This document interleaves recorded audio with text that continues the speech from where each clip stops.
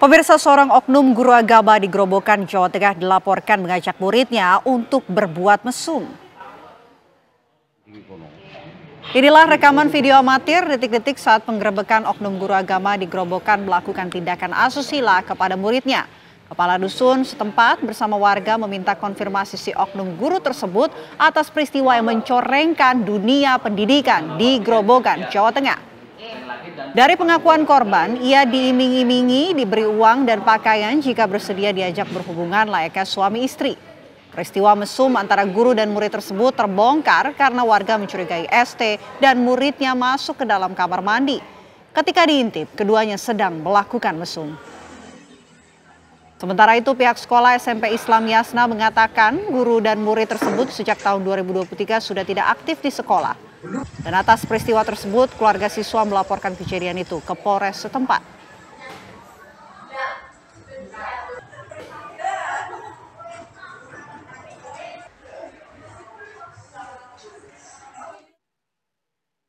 Dan untuk membahas kasus ini, pemirsa, kami ajak Anda terhubung bersama dengan Mbak Dian Sasmita selaku Komisioner KPAI. Selamat malam, Mbak Dian.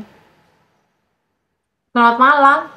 Mbak Dian, kami ingin minta respon dari KPAI atas kasus ini. Seperti apa KPAI melihatnya? Ya, yang pertama ini kasus kekerasan seksual ya, yang melibatkan orang dewasa dengan anak. Dalam hal ini kapasitas orang dewasa sebagai pendidik, meskipun tadi informasinya sudah tidak bekerja lagi di sekolah. Namun yang bersangkutan menjalankan fungsi sebagai pendidik sebelumnya, kaitannya dengan hubungan dengan korban. Karena ini kasus kekerasan seksual, juga perlu ada respon bahwa ini kekerasan. Artinya tidak boleh ada normalisasi atau menganggap biasa saja, tidak. Ini kekerasan sehingga harus diproses hukum sesuai mekanisme hukum yang ada di Indonesia. Kemudian yang kedua, di sini ada korban anak, di mana dia sudah berulang kali mengalami kekerasan. Kami menduga tidak hanya kekerasan seksual, tapi mungkin ada upaya-upaya manipulasi atau ancaman atau mungkin bentuk kekerasan lainnya. Ini yang perlu diidentifikasi oleh pendamping, oleh UPT DPPA dan oleh Polres supaya kasus ini terungkap, sehingga korban ini juga selain mendapatkan keadilan dari proses hukum, tapi juga mendapatkan dukungan pemulihan. Dukungan pemulihan ini tidak sebatas selama proses hukum saja, namun juga harus berkelanjutan, harus terus-menerus sampai benar-benar anak ini pulih. Tentunya tidak hanya anak saja, tapi juga keluarga anak ini perlu didukung. Yang ketiga, perlu sekali pelibatan masyarakat juga.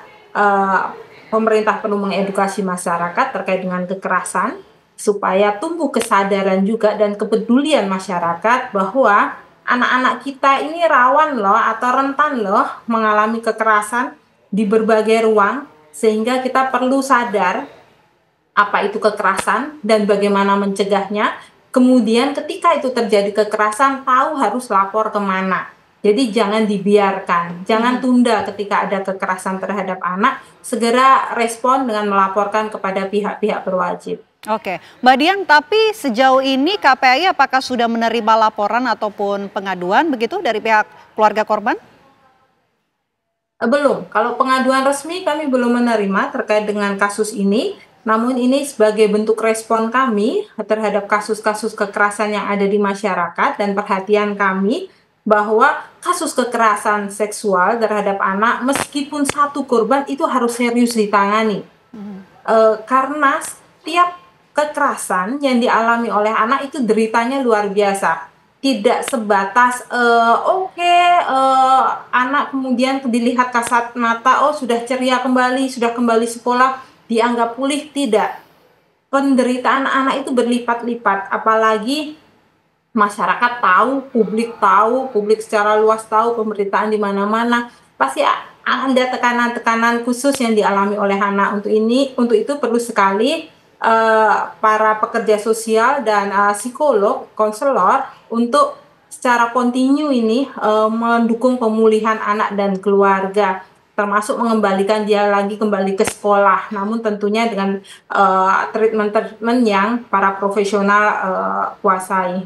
Oke, tentu anak ini perlu pendampingan khusus begitu ya agar kondisi psikologisnya bisa Pasti, kembali pasti. normal begitu. Tapi butuh waktu berapa lama kira-kira Mbak Dian untuk pemulihan kondisi psikologis dari sang anak yang menjadi korban begitu? Nah, untuk pemulihan ini tentunya para profesional ya yang paham berapa lamanya, dan para profesional yang berinteraksi langsung dengan anak yang tentunya paham. Karena setiap korban punya karakteristik sendiri, bentuk kekerasannya berbeda, kemudian kerentanannya juga beragam. Ini tentunya apa ya, sangat subjektif sekali. Jadi saya tidak tahu, tidak bisa berkomentar berapa lama, tapi yang pasti itu membutuhkan waktu yang lama. Tidak mungkin 1 minggu akan pulih. Mhm. Kemudian tidak berhenti pada pemulihan, tapi ada proses reintegrasi, mengembalikan lagi kepada Baik, anak mampu baik. lagi berinteraksi secara sosial. Mhm. Ini Oke. juga menjadi PR besar. Oke, itu yang menjadi PR besar. Terima kasih banyak Mbak Dian Sasmita selaku Komisioner KPAI atas waktunya. Apa kabar Indonesia Malam? Selamat malam, Mbak Dian.